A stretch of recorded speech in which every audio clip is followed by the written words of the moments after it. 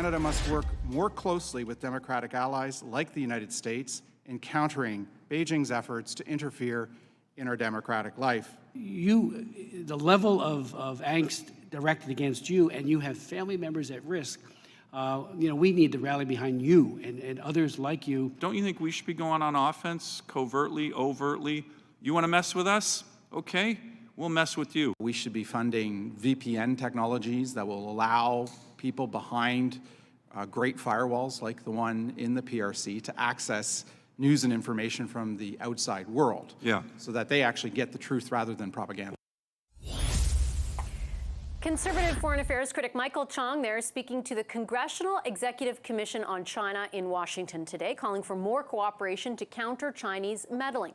The longtime MP and former minister was invited to testify about being a target of Chinese intimidation tactics, interference, and misinformation campaigns, an issue that has dominated political debate here in Canada over the past 6 months. Michael Chong is with us live now from Washington to talk about that testimony. Hi, Mr. Chong. Good to have you here. Thank you for making the time. Good to be here with you, Vassy. It's not every day that we see a sitting Canadian politician testify before a committee in Congress. I know it's a Congressional Executive Committee, I guess is the technical term. What message do you think you left people from Congress and senators who sit on that committee with?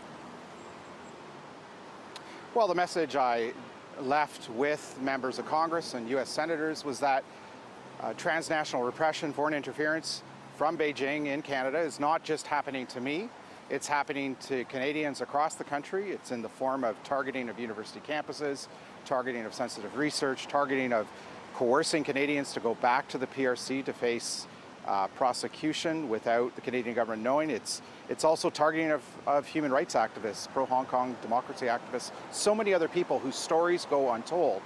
And that secondly, that we must work more closely together as allied democracies to collaborate, to cooperate, to exchange information on best practices to counter these foreign interference threat activities in Canada and the United States and elsewhere. Is it your sense, Mr. Chong, that there's been a lack of cooperation, or at a level that has not met sort of the severity or the scope of the challenge Chinese interference could pose or is posing? Well, I think in general, democracies have been slow to react to foreign interference threat activities taking place on their own soil. For example, for years, Australia, Canada, the United Kingdom did not have a foreign agents registry. Australia introduced one in 2018. The United Kingdom just adopted one 2 months ago in July of this past summer, and the government of Canada is presently taking a look at introducing one. So the United States has had one since 1938, so that's an example of how democracies are starting to react and implementing a range of tools, such as foreign agent registries, to combat this threat to their citizens. The minister who oversees the file around democratic institutions and public safety, Dominic LeBlanc, told me last week in an interview that the government would introduce legislation for a foreign agents registry before the end of the year. Have you been involved in any of those discussions? Because I know you have sort of advocated for the introduction of one for a while. I haven't, other than the debates that have taken place in Parliament and committee. But that's an example of how Canada should more closely cooperate with the United States, the UK, Australia. All three of those countries have put in place legislation in the form of foreign agent registry. Each piece of legislation is slightly different. And I think the Canadian government should cooperate and coordinate with these allies to understand what works in legislation and what doesn't. And by understanding best practices, best models for legislation, they can come forward with a really good piece of legislation as one tool in the toolkit to combat foreign interference. There's other things that need to be done. I think we need to take a look at cooperating and understanding on how to release intelligence to the public. It was just a couple days ago that British Prime Minister Rishi Sunak told the world that there was a PRC agent in the UK Parliament. It was just this past summer that the Canadian government told me and the public of a disinformation campaign that Beijing had likely undertaken this past May. So by cooperating and exchanging best practices on when to release intelligence to the public, how to release it, what details to release, I think we can strengthen our institutions and our elections against this kind of interference.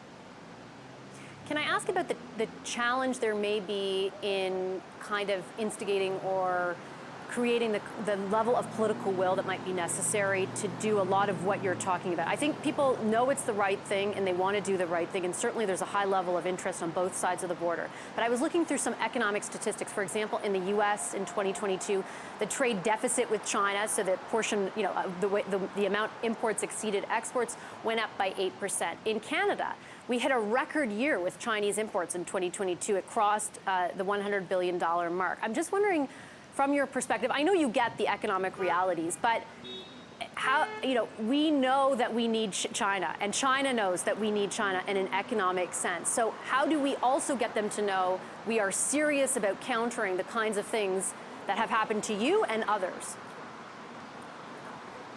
Well, I think you've just pointed out a very important fact on the trade file, which is that we have a trade imbalance with the People's Republic of China. The United States has a trade imbalance, and that trade imbalance is in the PRC's favor, which gives the Canadian and American governments great leverage. We buy a lot more from the PRC, as you pointed out, than we sell to the PRC. So if the PRC is interfering in our elections, targeting our citizens, coercing and intimidating our citizens, we should make it clear to them that there will be implications for the broader relationship, and it may actually spill over into trade. And we have far more leverage over the PRC because they buy so much. We buy so much more from them than we sell to them than they do over us in regard to that trade. So I think we need to make clear to the PRC that we're going to stand up for our values, stand up for democracy, freedom, and the rule of law. And if they are not going to respect our sovereignty on our own soil, in our own country, then there will be implications for the broader relationship, including trade.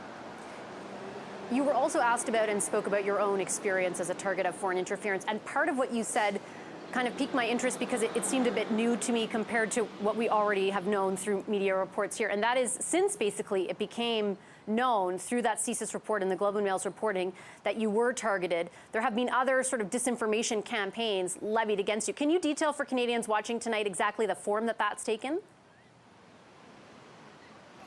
Well, the Department of Foreign Affairs talked about this past August about a disinformation campaign that was targeting me on the Chinese language social media platform WeChat. That